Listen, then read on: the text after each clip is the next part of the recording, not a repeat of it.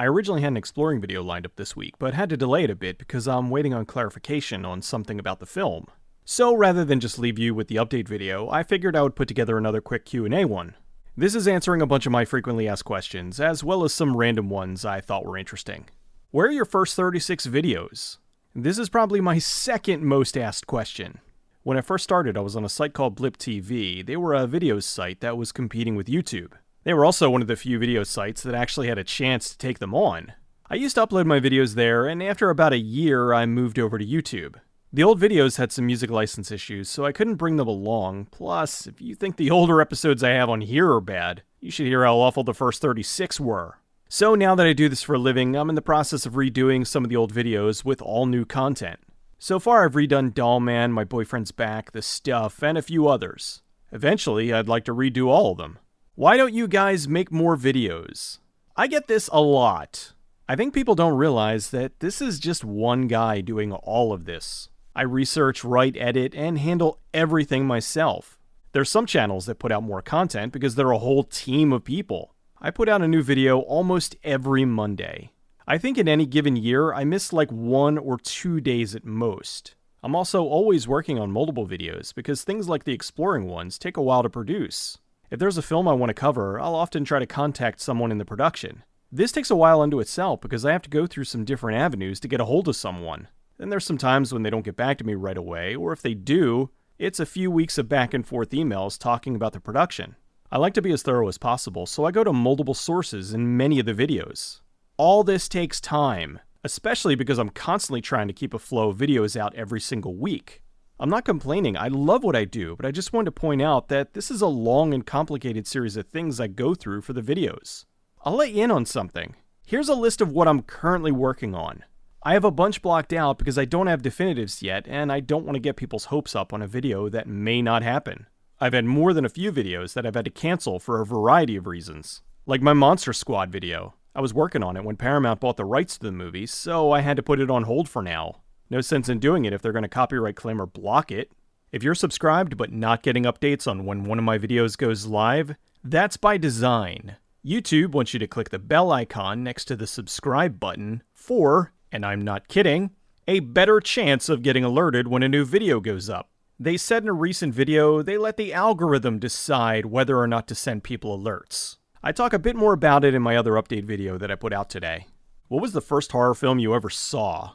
I'm not entirely sure exactly, but I have a very strong memory of being terrified of the boogans. When are we getting the Red Church video?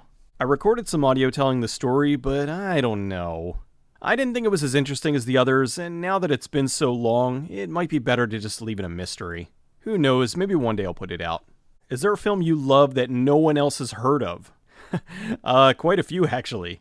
However, one that I bring up that usually gets nothing but confused stares is Teenage Bonnie and Klepto Clyde. It's the Bonnie and Clyde story with teens taking place in the 1990s, starring Maureen Flanagan from Out of This World and Scott Wolf the year before he did Party of Five. I've always had a soft spot for it, and I'm surprised it's so unknown. I figured it would have at least had a DVD release by now, but it never went past VHS. Best Don the Dragon Wilson movie. Blood Fist 6 Ground Zero. A group of terrorists, one of which being Kat Sassoon, take over a nuclear weapons facility, and the only one that can stop them is military courier Don the Dragon Wilson. It's so ridiculous, I love it. He's had bigger films like Cybertracker and Out for Blood, but this will always be my favorite. What movie universe would you live in? Serious answer, The Adventures of Buckaroo Banzai Across the Eighth Dimension. Not so serious answer, Busty Cops. What's a film you find genuinely disturbing? Martyrs is a tough sit. It starts off as a revenge film and then turns into something else entirely. The director made the film knowing that most people would hate it, and I admire him for that. With so many films trying to appeal to everyone, it was nice to see someone have the balls to make the film they wanted to make without trying to make it appealing to anyone other than themselves. That said, it's a very uncomfortable film that I'm glad I saw, but I don't see myself watching again anytime soon. Favorite wrestlers? The Iron Sheik and Hulk Hogan. I grew up watching the WWF back when it was still the WWF, but never really got into the newer stuff. I pretty much stopped watching in the early 90s. In the 2000s, I had some friends who were into wrestling, and I'd get together with them to watch WrestleMania every year for a while, so I know a few newer wrestlers through that. Top 5 movies that need a Blu-ray release. True Lies, The Abyss, Dust Devil, Teenage Bonnie and Klepto Clyde, and Screamers. Although I could easily come up with 100 others. Best alternate ending. Jade.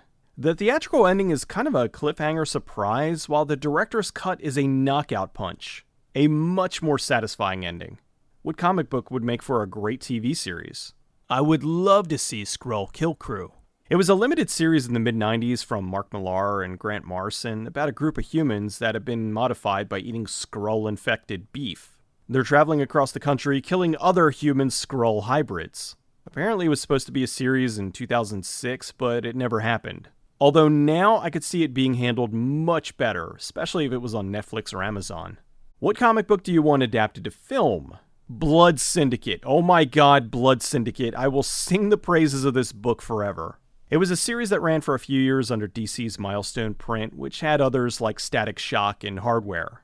It was about a gang that gained superpowers during an event called the Big Bang, and they used their superpowers for both good and bad. It's a group of antiheroes that just oozes the edgy 90s comic vibe that was so hot back then. While some might say it's dated, I think it's more of a snapshot of the times. Are you ever going to do the wonderful ice cream suit? You've been promising it for years. I know. Hopefully this will be the year. Do you miss going to the video store?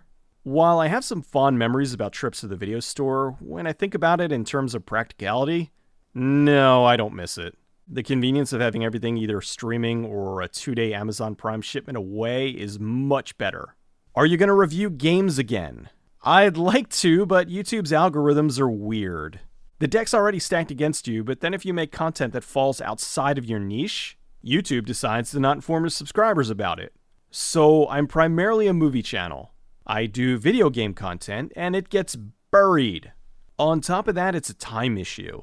A long movie is 3 hours long. A short video game is 6 hours. So going through a short game takes twice as long as a long movie. Plus the views just don't warrant it. Doesn't make sense for me to do a video that takes me almost 3 times as long to produce for a fraction of the views. So for video game stuff, I just have my Twitch channel.